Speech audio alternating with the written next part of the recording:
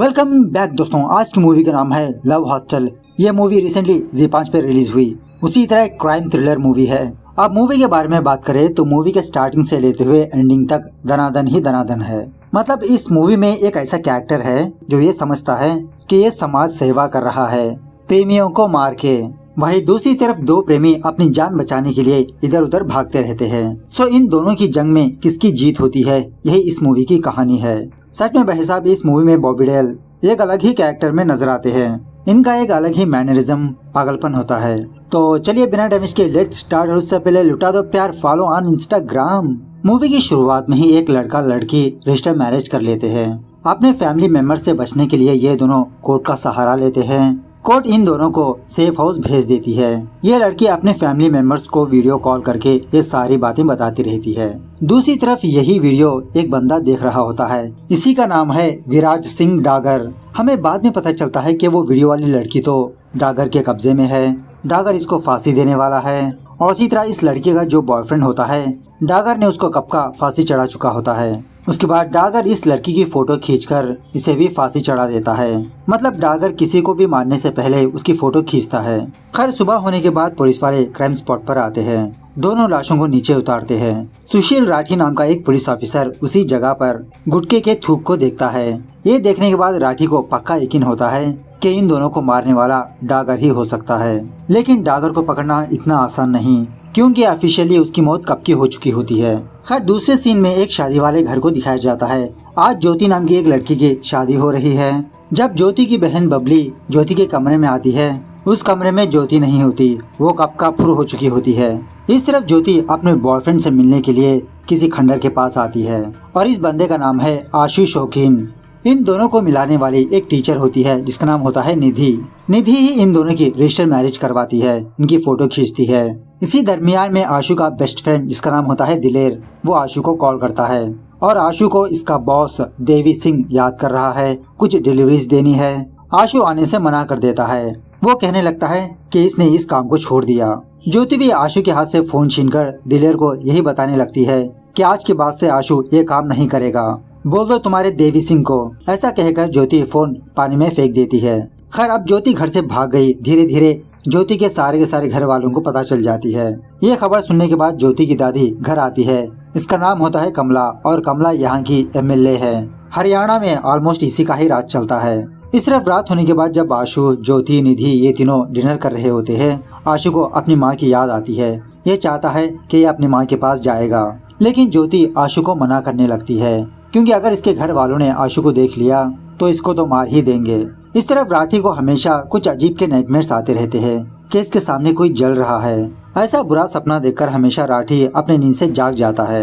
राठी की बीवी को शायद कैंसर होता है, लास्ट स्टेज। राठी हमेशा अपनी बीवी की ही देखरेख करते रहता है। खैर दूसरे दिन आशु, ज्योति, निधि और एक और लॉयर कोर्ट में जाते हैं। ज्योति जज साहब से कहने लगती है कि इन दोनों ने रजिस्टर मैरिज कर ली, लेकिन इन दोनों की जान को खतरा है ज्योति की फैमिली वालों से। अपनी जान की पनाह मांगने के लिए ही ये दोनों कोर्ट के पास आते हैं। जज इन दोनों को एक हफ्ते के लिए सेफ होम भेज देता है और एक हफ्ते के बाद ज्योति के फैमिली मेंबर्स को कोर्ट में हाजिरी देना है। यह सुनने के बाद आशु और ज्योति ये दोनों बहुत खुश होते हैं। निधि और लॉयर का तहे दिल से थैंक यू भी बोलते हैं। उसके बाद जब पुलिस वाले इन दोनों को सेफ होम ले जा रहे होते हैं, आशु का फ्रेंड दिलेर इस गाड़ी को फॉलो करने लगता है, ये पता करने के लिए कि ये सेफ होम कहाँ पर है। खैर इस सेफ होम का इंचार्ज हरिचंदन नाम का एक पुलिस वाला होता है। हरिचंदन इन दोनों को अपने अपने फोन्स यहाँ पर रखने के लिए कहता है। अब ज्योति को थोड़ा शक होने लगता है। हरिचंदन से थोड़ा बहुत लड़ाई झगड़ा करने लगती है, लेकिन ज्योति अपना फोन हैंडओवर करने से पहले अपने शादी के फोटोग्राफ्स फेसबुक में अपलोड कर देती है ताकि इसके घर वालों को पता चले। आशु ज्योति को रोकने की कोशिश करता है, ज्योति नहीं रुकती। सारे फॉर्मेलिटीज खत्म होने के बाद पुलिस वाले इन दोनों को एक कमरा देते हैं रहने के लिए, क्योंकि इन दोनों को यहाँ पर एक हफ्ते तक रहना है। ज्योति उस कमरे के अंदर जाने के बाद ये देखती है कि उस कमरे में सिर्फ ये दोनों नहीं बल्कि काफी सारे जोड़े होते हैं। मतलब वो कमरा एक हॉस्टल जैसा होता है, बेड के ऊपर बेड, बेड के ऊपर बेड। खैर यहाँ आने के बाद ज्योति अपना और आशु का एक वीडियो बनाकर अपने फैमिली मेंबर्स को सेंड करती है। मतलब एक हफ्ते बाद इन लोगों को कोर्ट में हाजिरी देना है। ज्योति के फैमिली मेंबर्स इनकी शादी को एक्सेप्ट करना होगा। अब वहीं पर दूल्हे वाले भी होते हैं। दूल्हे वालों का बहुत सारा नुकसान हो चुका होता है, वो उसकी भरपाई करने के लिए कहते हैं। वहीं पर एक बूढ़ा आदमी होता है, शायद ये मुखिया है। वो सलाह देने लगता है कि शादी मत रोकिए, बस ज्योति के बदले बबली को बिठा दीजिए। लेकिन कमला इस बात के लिए राजी नहीं होती क्योंकि इसके घर की इज्जत गई है। कमला ज्योति के बॉयफ्रेंड के बारे में पूछती है कि उसका नाम क्या है, वो क्या करता है। तब जाके उन लोगों को ये बात पता चलती है कि आशु एक मुसलमान है। ये जानने के बाद कमला फौरन डागर को कॉल करती है, ज्योति और आशु की फोटो भेजती है और कमला ज्योति को जिंदा लाने के लिए कहती है। इस तरफ सेफ होम में ज्योति कुछ लोगों से दोस्ती कर लेती है और एक लड़की से ज्योति को ये बात पता चलती है कि ये लोग भी यहाँ पर एक हफ्ते के लिए आए थे, लेकिन इन लोगों को यहाँ पर रहते हुए तकरीबन 6 महीने गुजर गए। इस तरफ राठी की बेटी जो एयर होस्टेस होती है, वो राठी को वीडियो कॉल करके ज्योति और आशु के बारे में बताती है कि पापा शायद उन दोनों की जान को खतरा है और ज्योति कमला की पोती है। ये जानने के बाद राठी फौरन अपने एक पुलिस ऑफिसर को कॉल करके ज्योति और आशु के बारे में पता करने के लिए कहता है कि वो दोनों किस सेफ होम में गए हैं। इस तरफ डागर उस वकील का घर का पता करके उसके घर में आता है और बिना सोचे समझे डागर उस वकील के सारे फैमिली मेंबर्स को गोली मार देता है और वकील से पूछने लगता है कि वो दोनों किस सेफ होम में गए। वो वकील तो डागर को बताता नहीं, लेकिन बगल में ही इन दोनों की फाइल होती है। डागर उस फाइल को हासिल करके उस वकील को भी गोली मार देता है फोटो खींच के। एक्चुअली डागर ये समझ रहा होता है कि लवर्स को मार के समाज सेवा कर रहा है। खैर सिर्फ आशु और ज्योति ये दोनों साड़ी की आड़ में अपनी पहली रात मनाने की कोशिश करते हैं। तभी एक पुलिस ऑफिसर आशु को बाहर बुलाता है। हरिचंदन ने इसको बुलाया। ज्योति आशु को जाने से मना करने लगती है, लेकिन आशु कहने लगता है बस 10 मिनट बात करके आ गया मैं। सो आशु उसी तरह से हरिचंदन के पास जाता है। हरिचंदन कहने लगता है कि देवी सिंह ने अभी अभी मुझे कॉल किया, उसका कोई डिलीवरी देना था तुमको।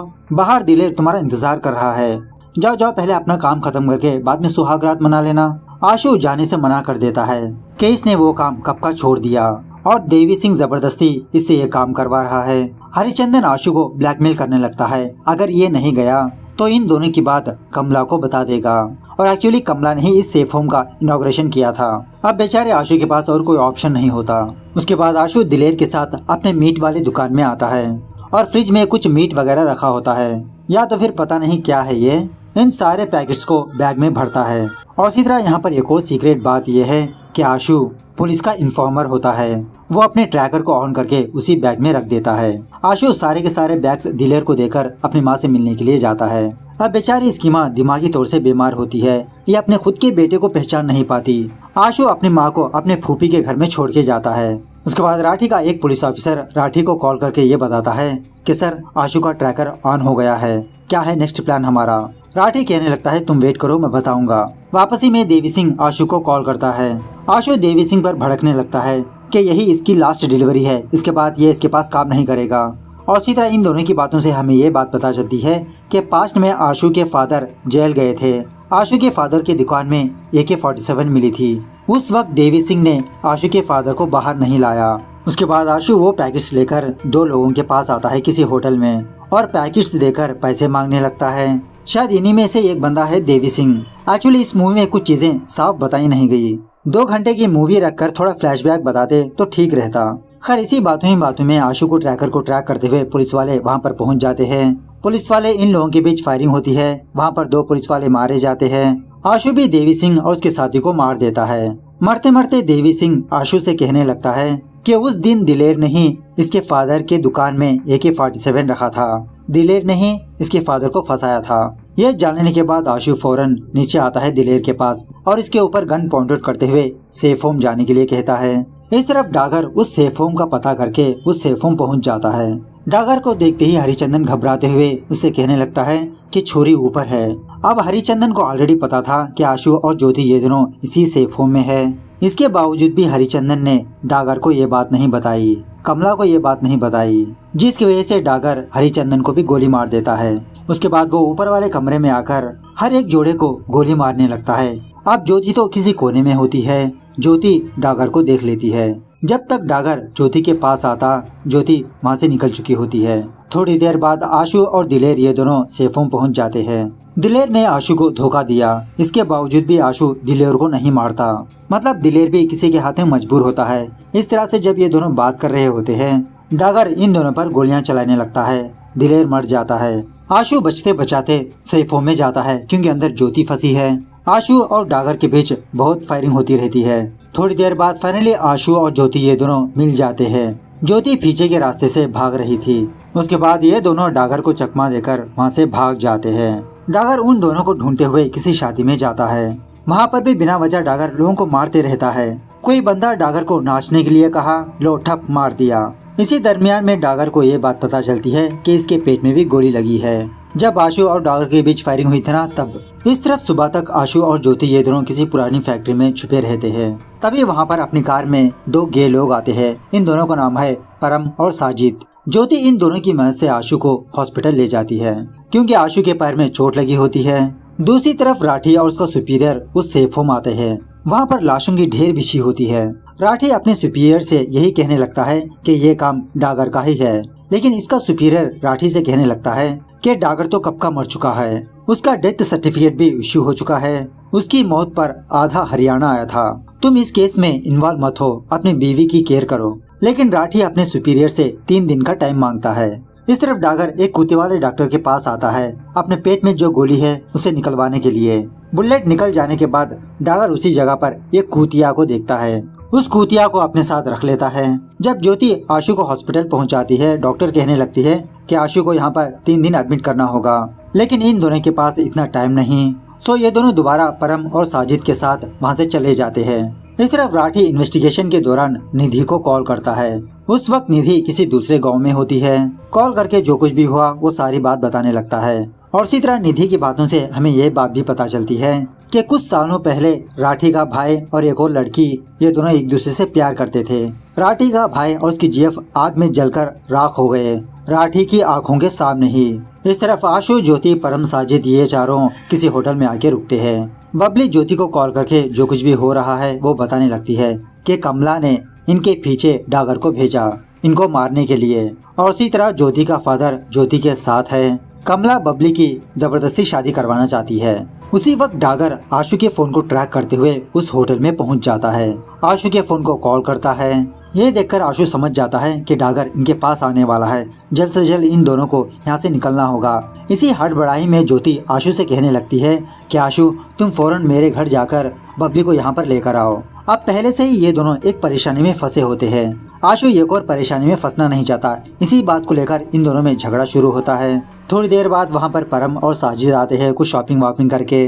जब ये चारों लोग अपने कमरे से बाहर होते हैं, डागर इनको देख लेता है। डागर परम और साजिद को गोली मार देता है। ये देखकर आशु और ज्योति वहाँ से भागने लगते हैं। बाहर आकर किसी शादी वाली कार को लेकर वहाँ से भाग जाते हैं, मतलब दोबारा डागर के हाथों से बच जाते हैं। वहाँ से ये दोनों निधि के घर आते हैं और एक्चुअली निधि अपने घर की चाबी अपने कुत्ते के गले में बांध के रखती है। उसी की चाबी की मदद से ये दोनों घर के अंदर आते हैं, यहाँ पर छुप जाते हैं। इस तरफ डागर आशु के घर का पता करके उसके घर आकर उसकी फूफी और उसकी माँ को बहुत बेरहमी से मार देता है। इस तरफ एक पुलिस वाला निधि के घर आता है और ऑफकोर्स उन दोनों ने निधि के घर को ताला लगा चुके होते हैं। राठी से बताने लगता है कि सर यहाँ पर तो कोई भी नहीं है। राठी कहने लगता है कि तुम वहीं पर रहकर पहरेदारी करो, अगर कोई आए तो मुझे इन्फॉर्म करो। इस तरफ थोड़ी देर बाद आशु अपने घर आता है अपनी माँ को देखने के लिए, लेकिन उसकी माँ तो कब का मर चुकी होती है। आशु अपनी माँ को किसी जगह पर दफना देता है। सुबह होने के बाद आशु बाराती के कपड़े पहनकर ज्योति के घर आता है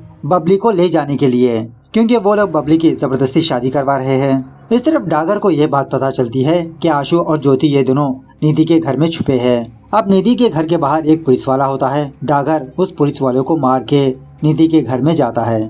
इस तरफ आशु सारे लोगों पर गन पॉइंट आउट करते हुए बबली को वहाँ से ले जाने लगता है। कमला इसको रोकने की कोशिश करती है। अब ज्योति का फादर ज्योति की साइड होने की वजह से आशु की मदद करता है बबली को यहाँ से ले जाने में। इस तरफ जब निधि अपने घर में आती है तो इसका कुत्ता मरा हुआ होता है और इसी तरह ज्योति के गले में फांसी होती है।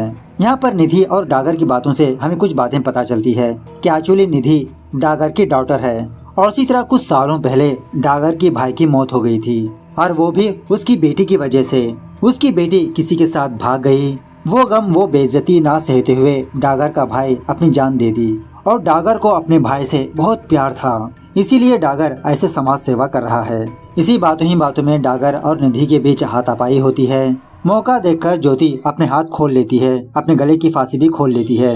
तभी यहाँ पर यह सीन कट होता है। इस तरफ जब आशु बबली को लेकर ज्योति के पास आ रहा होता है तभी ज्योति के घर वाले आकर आशु को गोली मार देते हैं और बबली का छोटा भाई बबली को घसीटते हुए अपने घर ले जाता है। दूसरे सीन में हमें ये बात पता चलती है कि डागर ने ज्योति को भी गोली मार दी। बेचारी निधि ये गम ना सहते हुए वो भी अपने आप को गोली मार लेती है। खैर सारा काम खत्म करने के बाद डागर किसी पंचर शॉप आकर अपनी गाड़ी की टायर की पंचर डलवाते रहता है। अब डागर के पास वो काला कुत्ता होता है। शायद इस कुत्ते को सुसु आती है। वो कुत्ता गाड़ी से उतरकर सड़क के उस पार जाता है। डागर अपनी कुतिया को लेने के लिए जब रोड क्रॉस कर रहा होता है तभी एक गाड़ी आकर इसको ठोक देती है। इसीलिए कहते हैं रोड क्रॉस करते समय इधर उधर देख के चला करो। ड्राइवर बंदा नीचे उतरकर डागर को देखता है। डागर की हेल्प ना करते हुए वहाँ से भाग जाता है। इस तरह से ये मूवी यहाँ पर दी एंड होती है। मतलब बेचारा डागर मरा तो मरा, एक कुत्ते की वजह से मरा। तो मूवी कैसे लगी कमेंट करके बताना जरूर। मिलते हैं अगली वीडियो में, तब तक take care, bye bye, see you soon.